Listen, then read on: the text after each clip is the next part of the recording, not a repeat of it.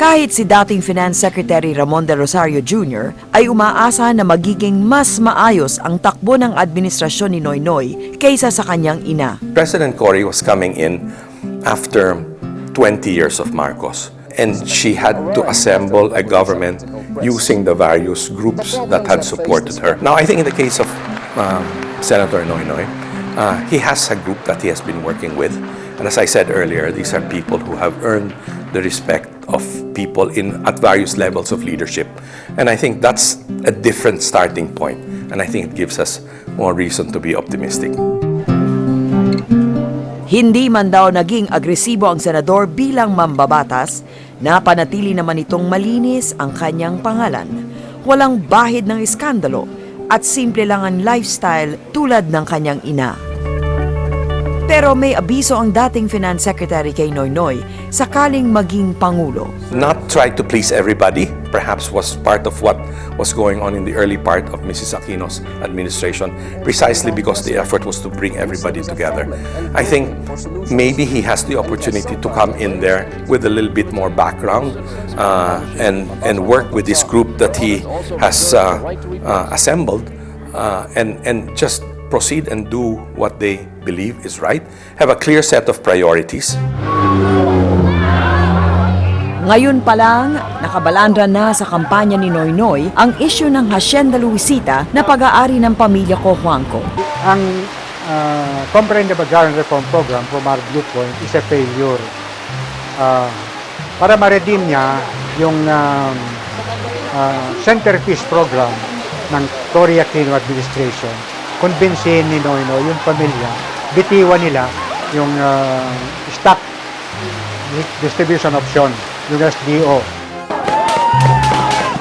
Pinawalang bisa ng Presidential Agrarian Reform Council ang SDO na ibinigay ng pamilya Cojuangco sa mga magsasaka sa Luisita bilang kaparte sa hacienda. Sinuportahan ito ng Department of Agrarian Reform pero kinwestiyon ng pamilya Cojuangco ang desisyon sa Supreme Court. Natigil ang produksyon sa Luisita. Kaya sabi ni Noynoy, nagkakautang-utang sila. Pero hirap din naman yung mga magsasaka kasi hindi din sila makagalaw.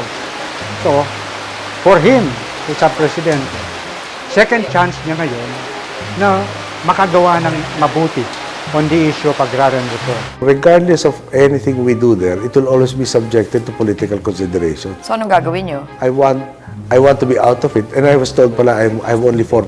I'm not sure nga 4% of the entire thing or 4% of the family's holdings. Inconsequential pala yung aking parte doon.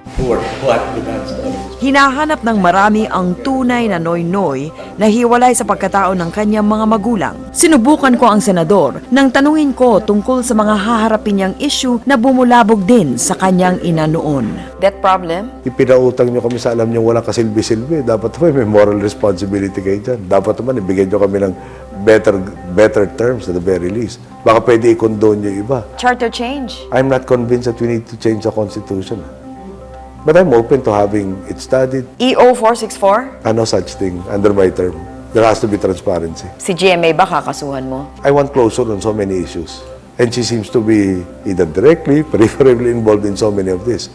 Having said that, my father did teach me rather that the democracy's test is your ability to defend the rights of your enemies. I will ensure that she gets all of her rights. RH Bill, ano yung stand mo dito? Bahala yung mag-asawa. But you will make, for example, pills and artificial methods available. I think the state should help those. Hindi ka takot sa simbahan? Turo na simbahan kasi sa akin, yung dulo yung konsensya kung dapat magsabi sa akin kung anong dapat kong gawin.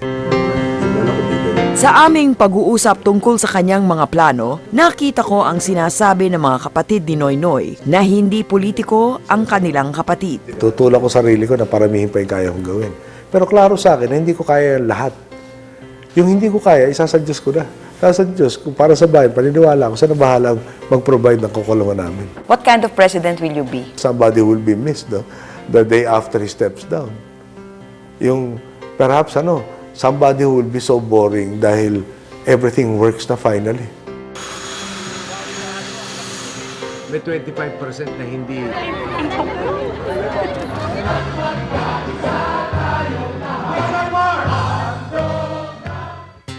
Inyong napanood ang isa na namang episode ng Probe Profiles. Mag-log on sa probetv.com At alamin ang posisyon ni Senator Noynoy Aquino sa mga natatanging issue na dapat harapin ng liderato ng bansa. Sa susunod na linggo, kilalanin ang isang alternatibong kandidato sa 2010 elections, si Nicanor Perlas.